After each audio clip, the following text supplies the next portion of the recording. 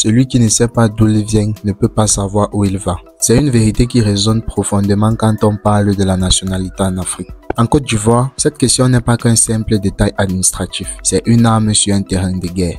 Alassane Ouattara, un homme pris dans une tempête de polémique autour de ses origines, a vu sa nationalité remise en question, non pas par des citoyens ordinaires, mais par des figures emblématiques politiques de premier plan.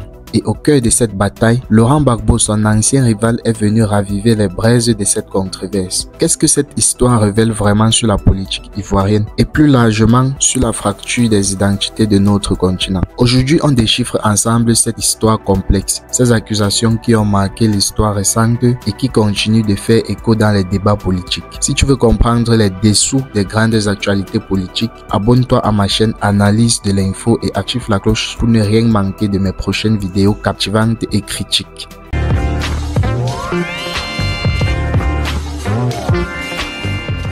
En 2000, un événement va marquer l'histoire de la Côte d'Ivoire. La candidature d'Alassane Ouattara rejetée sur les bases d'une accusation de nationalité douteuse. L'accusation selon laquelle Ouattara serait d'origine burkinabé et dont un étranger va alimenter un débat national. Cette affaire prend une dimension politique majeure, exacerbant les divisions et générant des tensions durant les élections. La situation s'aggrave en 2010-2011, lors de la crise post-électorale, quand Laurent Gbagbo refuse de reconnaître la victoire de Ouattara avec cette vieille accusation en toile de fond.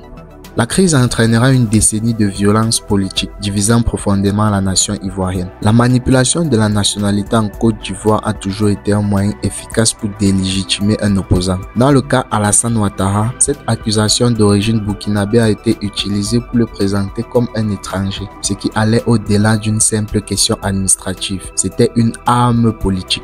Cette pratique n'est pas unique à la Côte d'Ivoire, elle se retrouve ailleurs en Afrique. De nombreux leaders ont été confrontés à de telles accusations qui visent à fragiliser leur base électorale et créer un climat de méfiance. En exploitant les doutes sur la nationalité, on brouille la perception de la légitimité du leader. Un jeu dangereux, surtout dans un contexte politique fragile. L'obsession pour les vrais Ivoiriens est le cœur d'une question identitaire qui divise encore aujourd'hui la société ivoirienne. Cette question de la pureté de l'identité ivoirienne a pris une telle ampleur qu'elle influe directement sur la politique.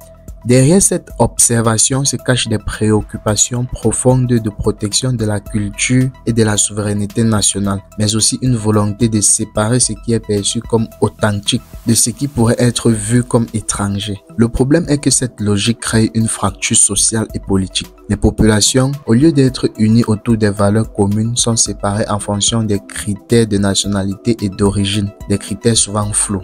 Cette division persistante empêche la construction d'une nation cohérente et solidaire. En 2022, Ouattara a pris une décision forte en accordant une grâce présidentielle à Laurent Gbagbo, son ancien rival. Ce geste a été vu par certains comme une tentative sincère de réconciliation. Toutefois, en analysant la situation sous un autre angle, peut-être il faut y voir une manœuvre politique visant à apaiser les tensions avant les élections présidentielles de 2025.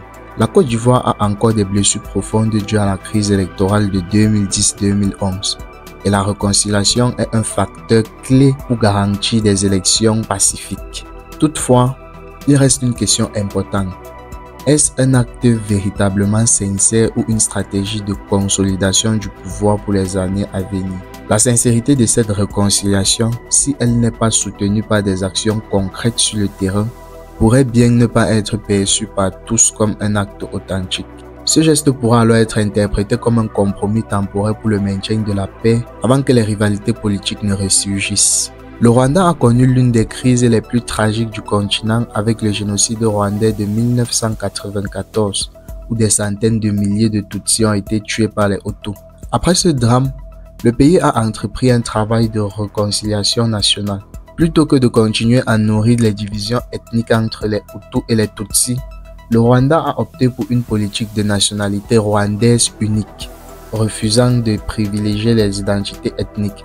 Aujourd'hui, les tensions ethniques, bien que présentes, sont traitées avec plus de prudence, car le gouvernement rwandais a mis en place des mécanismes de justice traditionnels et une unité nationale. Cela contraste fortement avec la situation en Côte d'Ivoire où la question de l'identité nationale et des origines reste une arme politique de division.